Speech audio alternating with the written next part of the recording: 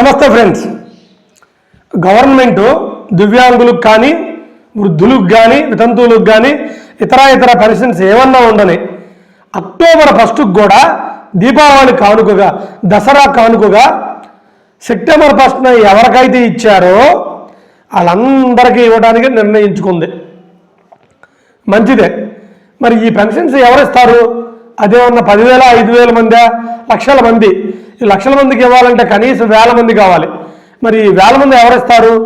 Government టీచర్సా, సచివాలయం సిబ్బందా? ఇది ప్రస్తుతానికి సందిగ్ధంలో ఉంది. అంటే ఏమి లేదు, అటు ఇటుగా ఉంది. అయితే సచివాలయ సిబ్బంది ప్రస్తుతానికి మేము ఇవ్వము అని ఫిక్స్ చేసింది, మేము ఇవ్వమని. మరి ఎవరి చేత ఇప్పించాలి? గవర్నమెంట్ టీచర్ల చేత. మరి వాళ్ళు ఏమంటున్నారు? ఇవన్నీ మీతో పంచుకునే ముందు నాకు ఒక చిన్న రిక్వెస్ట్. కొత్తగా ఛానల్ పెట్టాను, కొంచెం ఎంకరేజ్ చేయండి, సబ్స్క్రైబ్ చేయండి, నచ్చితే లైక్ కొట్టండి, కుదిరితే కామెంట్ చేయండి. మరి ఇప్పుడు గవర్నమెంట్ టీచర్లు ఏమంటున్నారు? వాళ్ళకి గవర్నమెంట్కి సమస్యలు ఏమీ లేవా? ఉన్నాయి.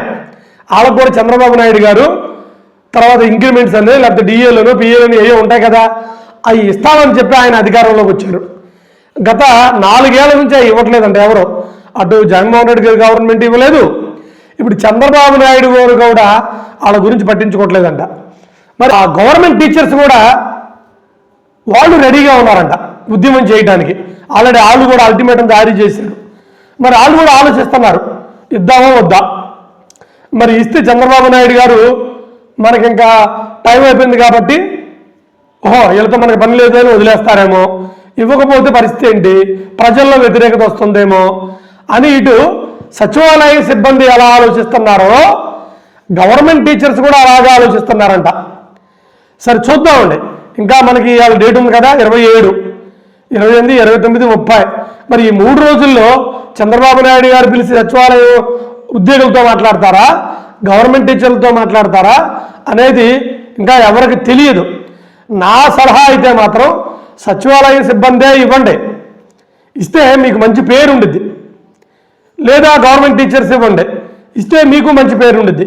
సమాజం కోఆపరేషన్ లేకుండా ఏ ఉద్యమం నిలబడదు, ఇది నా ఉద్దేశం. అందుకని సమాజాన్ని కలుపుకొని ఉద్యమాలు చేసుకోండి, మీకు సమాజం తోడు ఉండిద్ది, మీ ఆశలు నెరవేరుతాయి. వికలాంగులకు మాత్రం దసరా 1st రోజు అక్టోబర్ 1వ తారీఖునే దసరా కానుకగా పెన్షన్స్ పంచండి. అలా పంచితే మీకు మంచి పేరు ఉండిద్ది. నమస్తే ఫ్రెండ్స్.